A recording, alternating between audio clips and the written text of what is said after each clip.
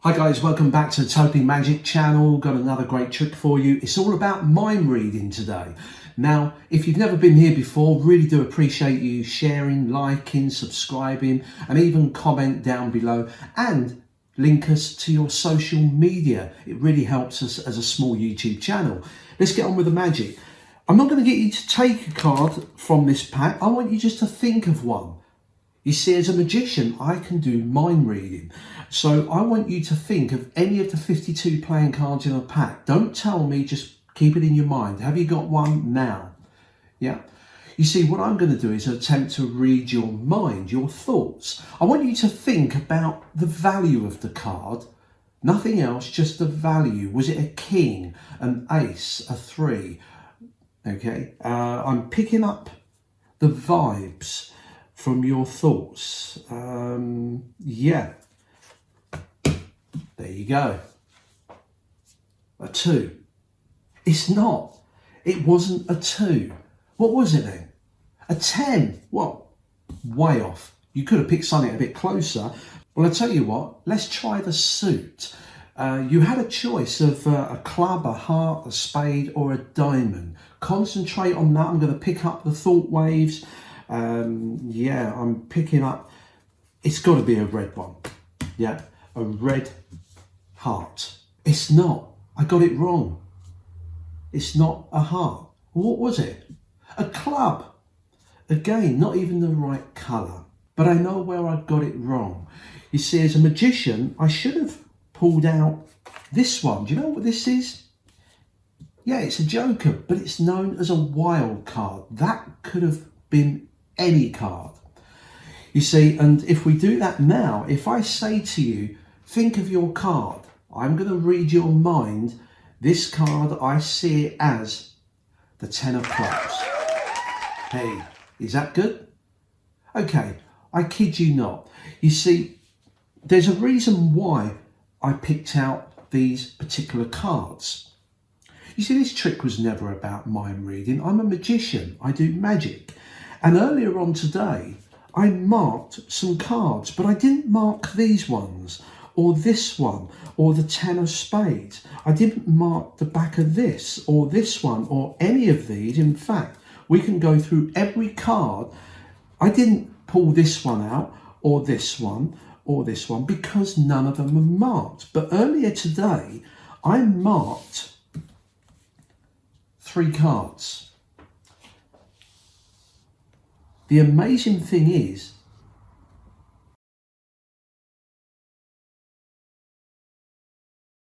the 10 of clubs is what I marked on these particular cards in the pack. And that matches perfectly your thought of card. And that's magic.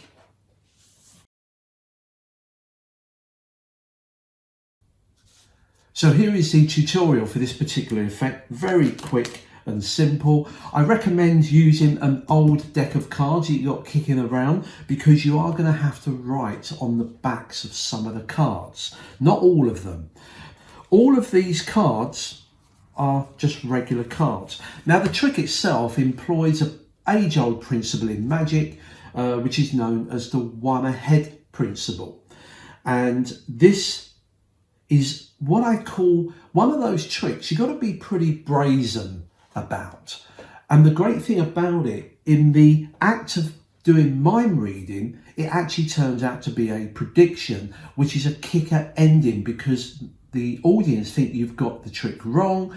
They may even think that they know how it's done. But at the end, when you reveal that you have a blank deck, but only 3 cards are marked, there was a reason to your madness of picking out those 3 value cards, because it reveals the only card that they thought of. And it's a great little effect. Let me show you what you need. First of all, I've got 4 jokers here, okay? Any card. Now, try and pick a card that not many people pick. In 50 years of magic, I've never had anyone call out the 2 of clubs. If you pick a club and a low value club, very rare, but it's not a deal breaker. So I picked the 2 of clubs. Now on the back of this, I write the word of, okay? On the jokers, now I know that most bicycle decks come with 3 jokers. I add an extra one. That's not a big deal. Most people are not going to realise that there's an extra joker because they're spread throughout the pack. And all I've got on here are the suits. I got clubs, hearts, spades and diamonds. Now, how do I know which is which? Well, when I put them in the pack, I put them in the chased order. So from the front, I have the clubs, hearts, spades, diamonds.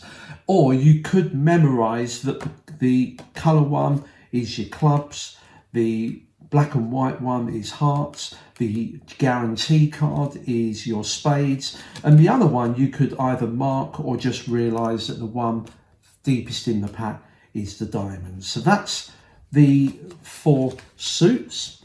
Then we come to the number values, and what I've got here are some cards, and all that I've done is I've got ace through to king. Just pick out any random cards, ace to king, on there and put them in order. So you'll have the ace, 2, 3, 4, 5, 6, 7, 8, 9, 10, jack, queen, king. That's all you need on that. Then what I do, and all you've got to do is write ace through to king on the backs of these, but you don't want to write them in an obvious way. I don't want to write the king on the back of the king. So what I do is I do it in reverse. So the king has the ace, the queen has the 2. If we look down here, the ace has the king, the 2 has the queen, the 3, and once you've done that, you can then shuffle these up. You don't need them in order. So I shuffle these up. So now if someone gave me a value, let's say the value was a 5. Now I always in my head count backwards. So I've got the king, queen, jack, 10, 9. So I know that the 9 has the 5 on the back. It's that simple. If they choose the, let's say the queen value, I know that's going to be the second card. Now you may have a better way of remembering where each name is, but that's how I do it. You shuffle the cards up, but then what I do is I put the ace on the front and the king at the back. So although they're shuffled up, they're in a block. The rest of the cards are just regular cards, nothing written on these at all. Then what I do is I take, first of all, a few cards off the top and I put my block in there. Okay, there's my little block there. The 4 jokers I put near the top, so I'll put maybe the first one there, the second one there, the third one and the 4th one. So I keep them in the block of stacked number cards. Yeah? All the written cards are here. I put this block on top. I do know that the King of Hearts is where all of my written cards start, and you'll see that's good for performance. Now the 2, which has the word of, can go anywhere near the bottom. And you're done. If you watch the performance, you'll see how it works now, because you ask someone to think of a card. Let's say they think of the Queen of Hearts, quite a common one. So they think of Queen of Hearts. Now you won't know this, so what you do is you go through and you ask them to concentrate on a value.